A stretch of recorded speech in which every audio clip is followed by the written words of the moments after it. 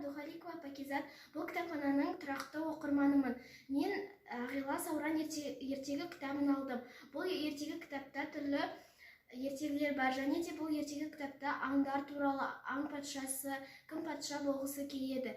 Кім патша болғысы келеді деген ертегіде әр жануар өзінің патша болғысы келетінін айтады. Және де әрқайсысы бір күннен болып шығады, бірақ ешқайсысы ұнамайды. Сосын аң патшасы арыстан келгенде тек соны ғана сайлап қоятын болады. Мен Ағила Сауран ертегілерін оқыдым. Ол қызық. Сіздерге де келіп оқуға кеңес беремін. Мен осы кітапхананың оқырманы Аятбекова Амина. Бұл Вьетнам жазушыларының жазған шығармалары туралы кітап. Бұл шығармалардың ішінде «Неге таудың жағасында» деген шығарма бар. Ол шығармадағы менің сүйікті кейіпкерім Он деген кісі. Ол кісі барлық адамдарға қарсы шығып, орманды құтқарып қалған. Мен сіздерге осы кітапханаға келіп, осы кітапты оқуға кеңес беремін. Мен осы кітапхананың тұрақты оқырманы Рымхан Еркенат.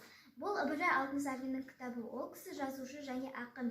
Мен ол кісінің әңгімесін оқығанда әке мен бала үзіндісін оқыған болатынмын. Бұл жерде әке мен баладағы менің сүйікті кейіпкерім әке, себебі ол баласына жақсы істерді үйретіп отыр. Бұл кітапта ол кісінің әртүрлі өлеңдері мен және әңгімелері бар. Осы кітапханаға келіп оқуларыңызға болады.